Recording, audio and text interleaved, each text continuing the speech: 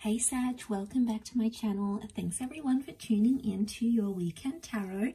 This is intended for Sag, Sun, Moon, Rising, Venus, or to the cross watchers who are dealing with the Sag and want to know what's going on with them. So we'll have a look and see what is coming up around you concerning love and your love connection.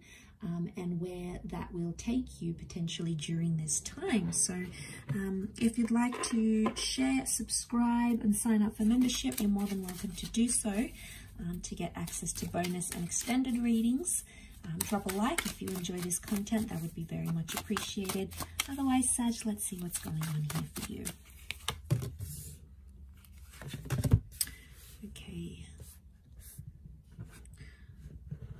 Not really in view, are they? Let's push them down a bit.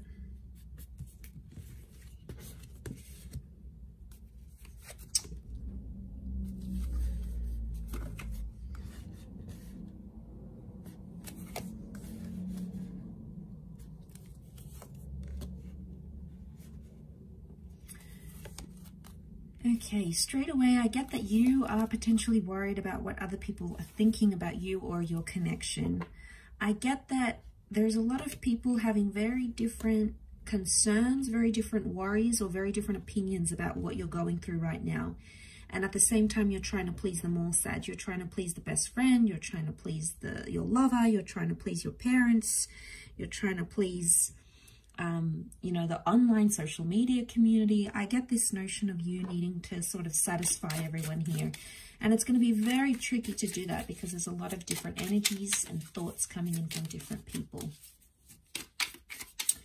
Let's crown this reading though.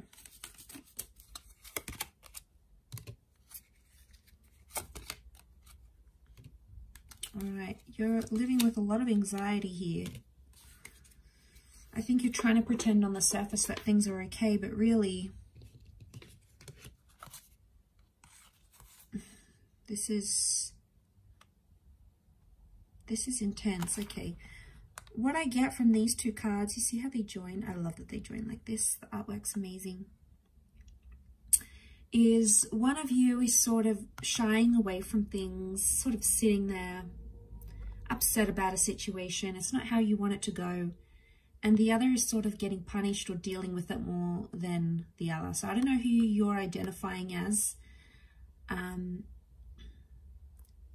I feel like one person is shutting themselves off and the other one is going like right into hellfire. So what's going on here? What do we have? We've got a Two of Cups connection. So the two of you are obviously attracted and drawn to each other.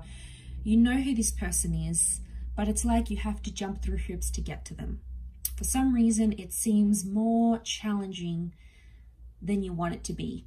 Or it is more challenging than you thought it would be getting to this person. You've got a lot more hurdles coming your way.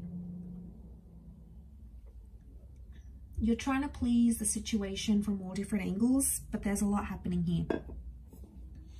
It's almost like it's taking a lot of you just to be with this person. You know, like maybe they have a lot of things that you're worried about. Maybe they follow too many people on social media. They're getting a lot of different attention. Maybe their line of work puts them in with a lot of different people. Maybe they're still best friends with their ex. It's something, it's always something I feel with this person, and it prevents you guys from moving forward. There is a connection here. So it's coming up as a Two of Cups, often the twin flame, a soulmate vibe, right? And the King of Cups, it says to me, there's potential for the two of you to fall in love or already be in love. But I feel like you're distracted for the most part of building that connection and falling in love and falling as naturally and as neutrally as you would, because there's just so many other things that keep popping right up.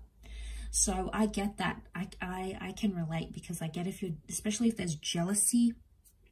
You know, we all have that jealous streak. I most certainly do. So I get, if you're feeling jealous and you're feeling territorial, Sagittarius, trust me, I can relate. And I say that because you've got all this fire energy. Leo has come up twice, Aries. These are possessive energies.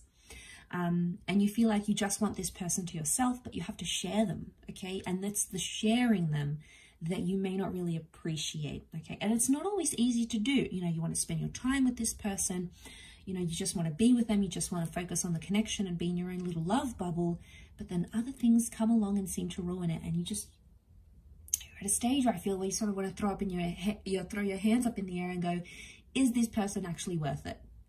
All these things I have to do. I have to jump through hoops. I have to focus on my anxiety. I have to bite my tongue.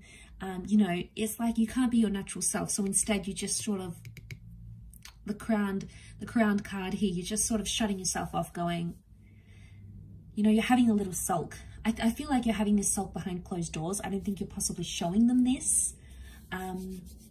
And people have different things to say. Like I said, there's the best friend that's giving you one advice. There's the parent that's giving you something else. But only you know you, Sag. You know you best, right?